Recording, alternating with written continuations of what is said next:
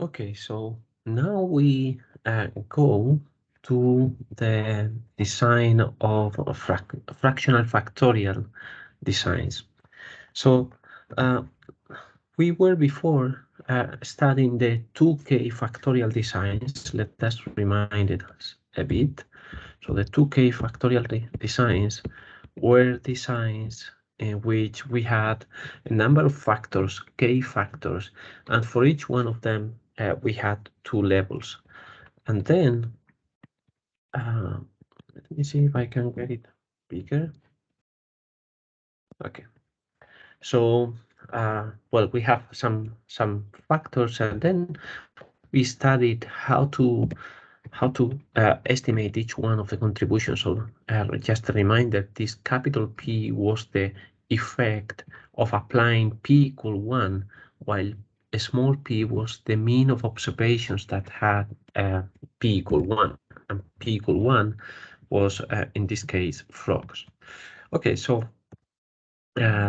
with this, we were constructing some tables, and in these tables, we had some signs, and that told us how to estimate any one of these contributions. So for instance, here we have different means, and then this is the contribution of the, for instance, PQR, so the third order interaction, and then we only have to follow the signs. So it is 1/4, that was 1 divided by 2 to the k minus 1, and then we have to follow the sign. So it is the overall mean minus, and then plus all those samples having p equal 1, and then plus all those samples having a q equal 1, and then minus those samples having p and q equal 1 both, and so on. So we only have to follow these signs to estimate the contribution of PQR.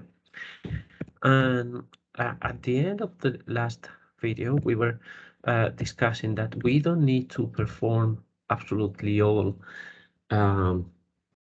combinations, because we can sacrifice some of the combinations and use them as a residual. So for instance, if we think that there are no third order interactions, we can leave the third order interactions for the residuals, and then we will have many degrees of freedom, and this degrees of freedom will allow us to tell whether each one of these factors, the main effects or the second order effects, are significant or not. Okay, so now we will expand this idea. So we don't need to do all combinations. And these are these fractional replications. So we will explain them with the 2K designs. So those designs in which we have K factors, and each one of the factors have two levels. So let's say that we are interested in a cell line, in the growth of a cell line in a bioreactor, and we want to optimize the production. So we have identified 7 variables that we may control. So let's say we may control temperature, humidity, pH, concentration of oxygen, concentration of CO2, concentration of glucose, and amino acids. For each one of these factors, we have 2 possible values, so let's say high and low. So there are 2 to the 7 possible treatments, so there are 2 to the 7 combinations, and let's say those are too many, and we can only afford 64. So we already know what we will sacrifice. So for instance, the 7 order interactions, those probably we are not interested, and probably the 6th order interactions we are not interested either. So we may be interested just in the main effects and second order interactions. So we may count how many degrees of freedom do we need to estimate these things. So for the main effects, because we have 7 factors, we will need 7 degrees of freedom. And if you count how many second order interactions you have, it is 21. That is the number of combinations of 7 elements taken in groups of 2, and this is the calculation.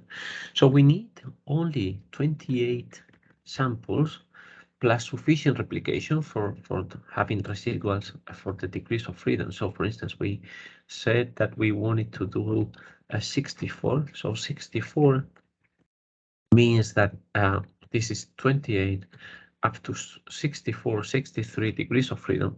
We would have 37 degrees of freedom for the noise. Okay, so now we have learned the trick that we don't need to do all combinations. So let's try to do only half of the combinations. So just to keep the presentation simple, we will explain it with k equals 3.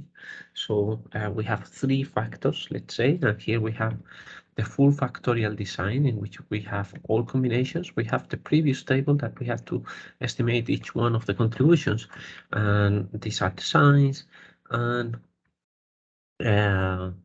the signs, how to relate the signs to the treatment combination. So it is if well, the intercept is always plus, but then this treatment is 0, 0, 0, so it is minus, minus, minus, and this is 0, 0, 1, so it is minus, minus, plus, and so on.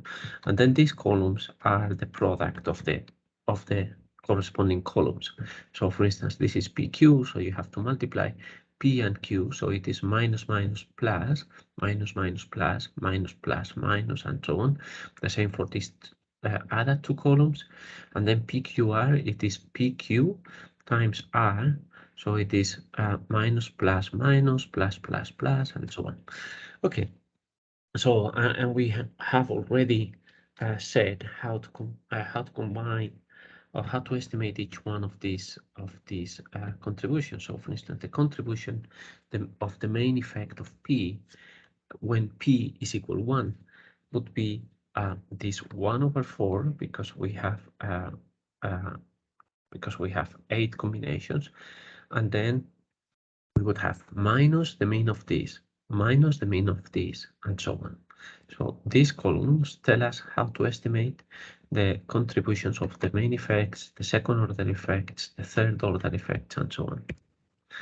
Okay, so now let us choose only half of the treatment. So we will not measure all possible combinations. So let's say that we choose this combination of treatments, and it is not any half is valid. So you see that this half has a special pattern. So it is 0, 0, 1, 0, 1, 0, 1, 0, 0. So it has only one of the main effects set to 1. And then we have the combination of the 3. Not all of them are valid. We have to choose one combination, one half, that preserves the column orthogonality. So this is the intercept estimate, and then this column, this half, so we have chosen only a few lines from this matrix, but these lines are orthogonal, so these columns are orthogonal. So if we, for instance, multiply this column times this one inner product, the inner product is 0. So it is minus, minus, plus, plus, minus, minus. So we have plus, minus, minus, plus. And the sum of all these is 0. And the same happens with QR. So it is minus, minus, plus, plus. So the sum of this is 0. So we have to choose a half that preserves column orthogonality. And these ones are, like always, the product of the PQ and PNR and so on. So now, when we estimate P, we will use this sum. We are forgetting now about the factor in front.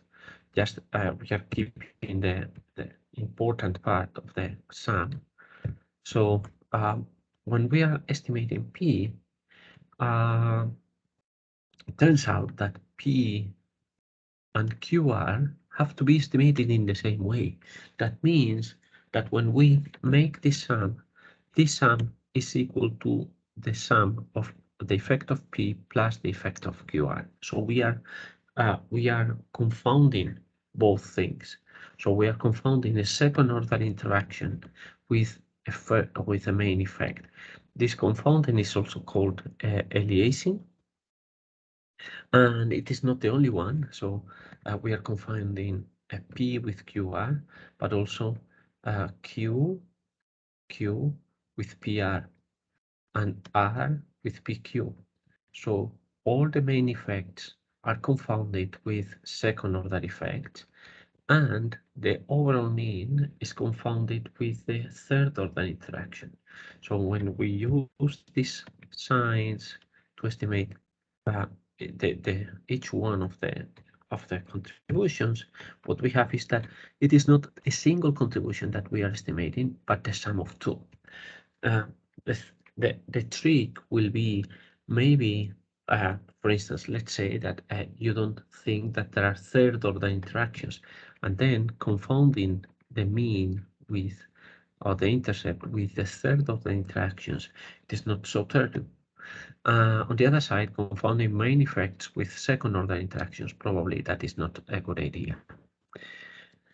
Okay, this design, this one here with zero, with only one in some place, is not the only one that preserves orthogonality. There is another one. So here we have this one that has a single zero everywhere, and then 3 zeros. So it is just kind of the opposite. So we have a kind of similar confounding pattern. So main effects confounded with second order effects, and the intercept confounded with the third order interactions. And again, it is not the only one. So we can design these ones. We can choose this one that is also keeps orthogonality.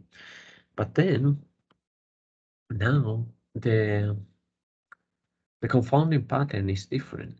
So for instance, P is confounded with a third order interaction, while the intercept is confounded with QR. So it doesn't matter if the signs are just the opposite. If it is just the opposite, then again, this is an aliasing.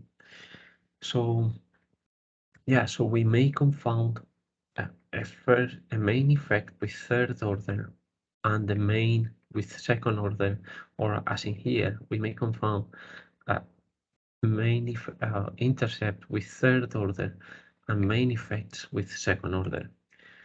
Okay, so another way, so we have constructed a factorial design by starting by a full factorial and then removing lines. There's another way of designing, that is starting with a full factorial but with 1 degree less. So let's say that we want to have a 3 factors. So we make the full factorial with only 2 factors, that is this one, and then we design which is the one, so which are the variable that we want to confound. So for instance, here we were able to analyze which are the confusions chosen by or implied by our choice of rows. Now, so we were able to analyze, but we were not able to design. Now we will be able to design. So now we can decide which one of the columns will be confounded. So we start with the full factorial of 1 degree less, and then we decide that R will be PQ. So PQ are the second order interactions of the full factorial of 2 factors. And now we decide, okay, the second order will be confounded with R. So now we will call this R. And once we have made that, we construct the rest of the columns. So if this is R, now this is PR. So PR is P times R, that is this. And now we can see that it is equal to Q. And we can also construct QR, and we can also construct PQR. And there is an interesting kind of property here. So for instance, we have chosen this as our design, confusion design. Let's say that you multiply from the left by P. So you multiply by P, so you would have PR is equal to PPQ. But PP, remind that P is a column of minus, minus, plus, plus. So it is a column of minus ones and plus ones. So if you multiply a column of minus ones and plus ones by itself, what you have is a column of ones. So that means that PPQ is the same as Q. So now, if you multiply by the left by P, we have PR is equal Q. And the same happens here. So if we multiply, for instance, now we multiply by PQ. What is PQ? Yeah. So we have PQ, we multiply by R on the right, and then we would have R squared, that is 1, equal to PQR. That is what we have in here.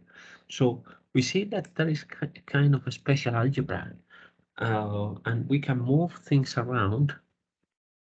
So for instance, here I can take, for instance, R, I can take it to the right. If I take R to the right, this is like multiplying by R on the right on both sides. Then what I would have is that P is equal to QR, that is this one. So this is kind of a special algebra related to these confusions. And the important message is that you can design which ones you will confound. So once you choose one, all the others become are given by this special algebra. So the design that we have done here, that is R is equal to PQ, can be written in this way: 3 is equal plus minus 1, 2. So that is the third column is equal to the first and second column. So let's say that this is column 0. So yeah, the third column is equal to the product of these two. So if you want to do, okay, then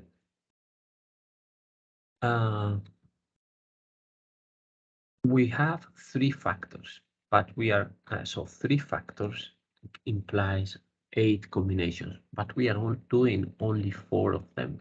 So that is a half. So we will represent that in this way.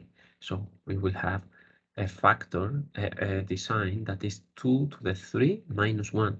Minus 1 because 2 to the minus 1 is dividing by 2.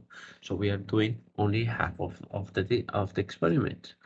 So let's say that we want to make a fraction of this experiment that is 2 to the p.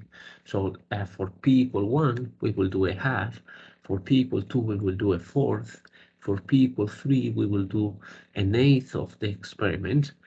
And then if you want to do only a fraction that is 2 to the p of the total full factorial design, then you will need p design equations. So for instance, let's say that we have 8 possible factors, and then we want to make a design that is 2 to the 8 minus 3. So 2 to the 8 minus 3, you have to choose which are the columns that will be confounded. So we will follow this approach in which we start with a smaller design, and then we design the confounding pattern. So 2 to the 8 minus 3 is 2 to the 5. So we will have the first 5 columns fixed. So that is the full factorial. And now the 6th column will be the interaction between, or the product between 3, 4, and 5. And then the 7th will be 1, 2, 4, 5. And the 8th will be 1, 2, 3, 5. So these are our choices for confusions. So a main effect is confounded with a third order effect, and another main effect is confounded with a fourth order effect, and so on. And using this algebra, we may multiply both sides by 6. So now what we have is 1 in here, and then we have the 6 going to the right, the 7 going to the right, the 8 going to the right. So these are these kind of equations are called the generators of the design, and it tells us which are the conclusions that we are planning to do. And the length of the shortest word among the generators is called the resolution. So in this example, this has length 4, this has length 5, and this is also 5. So we will have a design of resolution 4. So we will denote it in this way. So we have 8 factors.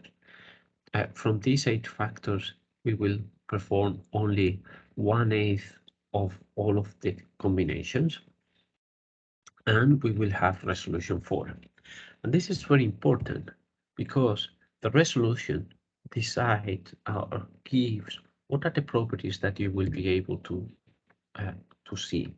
So for instance, resolution 4 means that you will be able to estimate main effects unconfounded by two-factor interactions. So the main effects are not confounded, and you will be able to estimate two-factor interactions, but these may be confounded with other two-factor interactions. So if you are happy with that, then you may go with your resolution 4. And you may have other resolutions. So for instance, resolution 3 is, for instance, here. So you have a confounding generator that has length 3, and then you may estimate the main effects, but these may be confounded with two-factor interactions. So main effects with two factors. If you don't expect two factors, that's fine, but otherwise this may be too little resolution. And resolution 2 is not useful because the main effects are confounded with other main effects. So again, this is not useful. And resolution 1, it is not useful at all. And then instead of going down in resolution, we may go up in resolution. So you see that with resolution 5, you will be able to estimate the main effects unconfounded by 3 factors or less interactions, 2 factors unconfounded by other 2 factors, and 3-factor interactions may be confounded with other 2-factor interactions. Okay, so yeah, you see that now you can design which is the fraction that you want. So for instance, in our experiment where we had of the bioreactor, where we had identified 7 variables, and we couldn't do the 128 experiments, what we see is that we can generate, we were willing to do up to 64, but what we see is that we can do even with less. So we can do with only 32 experiments, and we will have a resolution 4 design. So resolution 4 is main effects are unconfounded, and two-factor interactions are confounded with other two-factor interactions. So if I don't care about two-factor interactions, I can do only with 32. If I'm interested in the second order interactions, then I may go for resolution 5. Okay, and here we have some generators for this resolution 4 design, and this is very important. So it is not only kind of theoretical names. When you do a design, so for instance, let's use this program.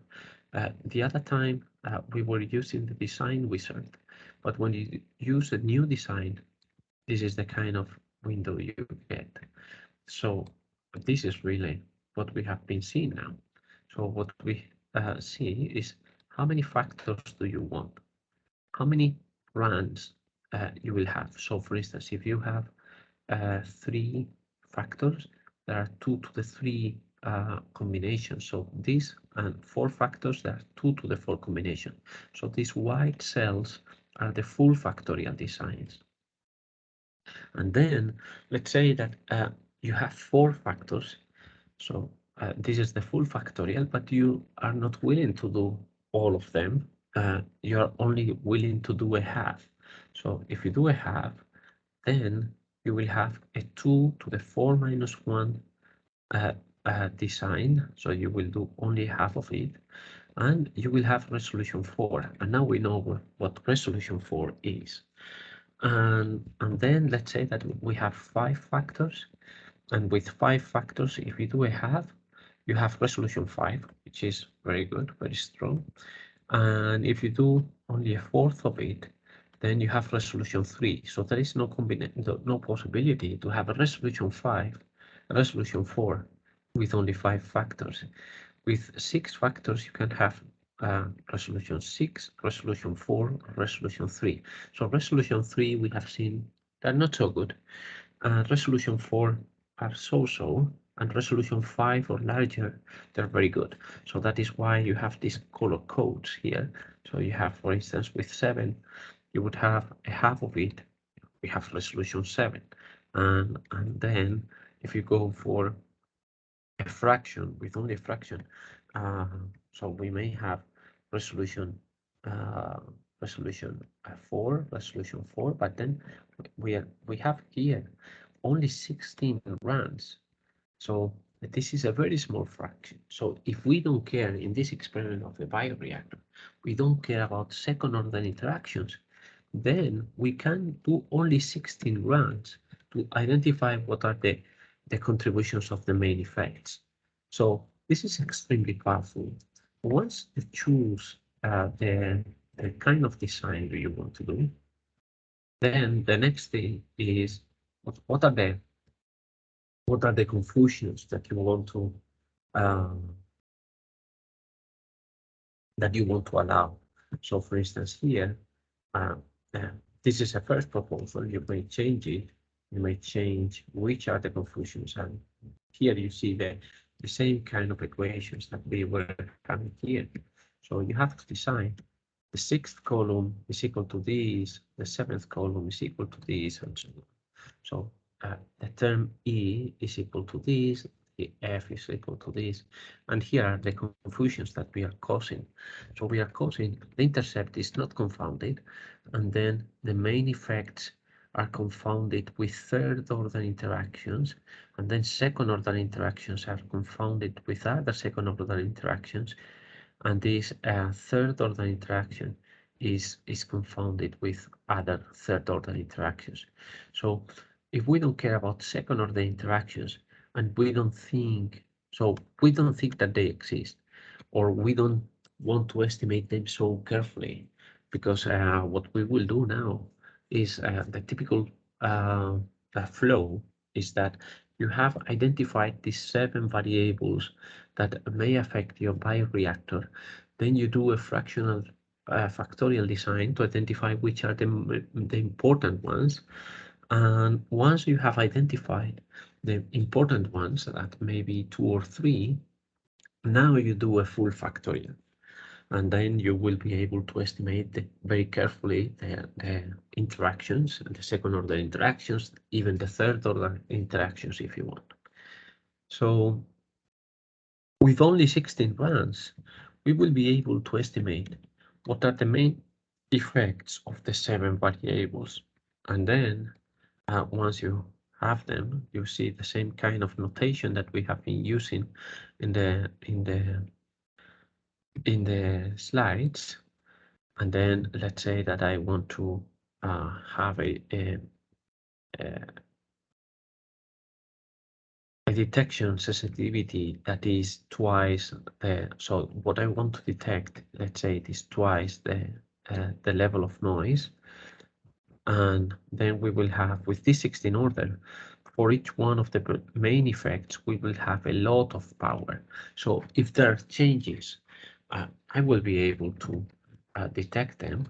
And then here we have the combinations that we have to run. And again, you see here this randomization.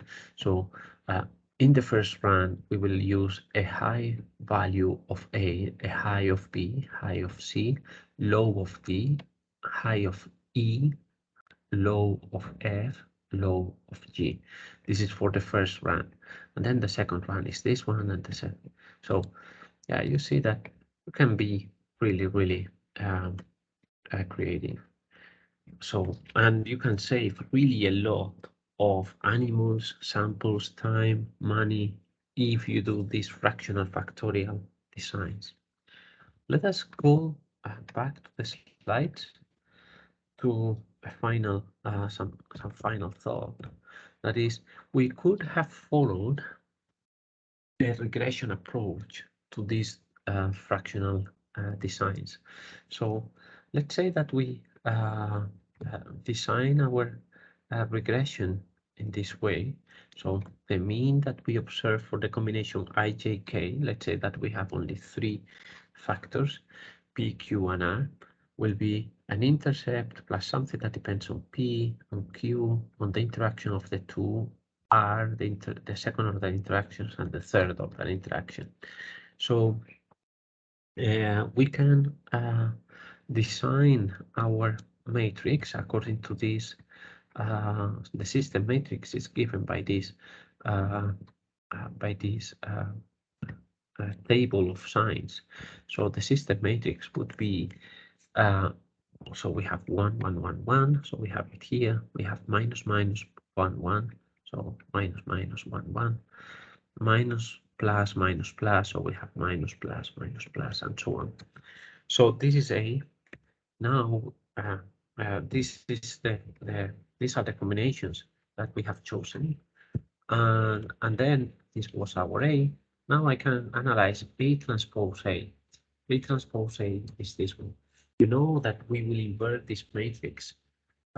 Inverting this matrix means that we may analyze what are the eigenvalues of this matrix. This matrix is not invertible because it has a determinant that is 0, and we know that because we have the eigenvalue 8 4 times and the eigenvalue 0 4 times. The determinant is the product of all the eigenvalues. So the determinant of this matrix is 0. So that means that we will not be able to estimate 8 parameters. So we are not able to estimate 8 parameters, but we have 4 eigenvalues that are different from 0. So that means that we will be able to estimate 4 parameters. And the more runs we add, the more parameters we will be able to estimate. So here with 4 parameters, what we can afford is to estimate the intercept and the main effects that are 4 parameters, so 1, 2, 3, and 4. So with only half of the experiment, we can only afford to estimate 4 parameters. And let's say that we now add 2 extra measurements. So it is an irregular fraction of the 2k factorial design. So we have the full factorial. We will not do all of them. And then we have seen before with these resolution things, when you do a half, when you do a fourth, when you do an eighth. But what is the fraction you are doing is not a power of 2. Then here we have this kind of analysis that will allow us to estimate how many parameters, independent parameters, I will be able to estimate. So now we add 2 extra measurements. So let's say 0, 0, 0, and 1, 1, 1. These 4 measurements are the ones that we already had. And now this is the system matrix. This is A transpose A. And now the eigenvalues are 8, 6 times and 0 2 times. So we will be able to estimate at most 6 parameters. So we have to choose among the full factorial model, which are the 2 second order interactions that we will be able to estimate. So we may decide that it is PQ and PR or PQ and QR or whatever.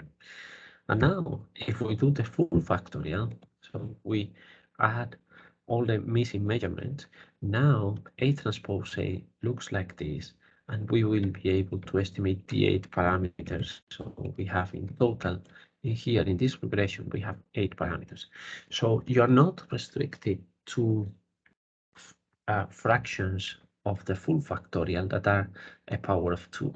You may use any fraction, but any one of those fractions will allow you to estimate some of the parameters, and how many parameters you will be able to estimate will be given by the number of eigenvalues that are different from 0 of the matrix A transpose A.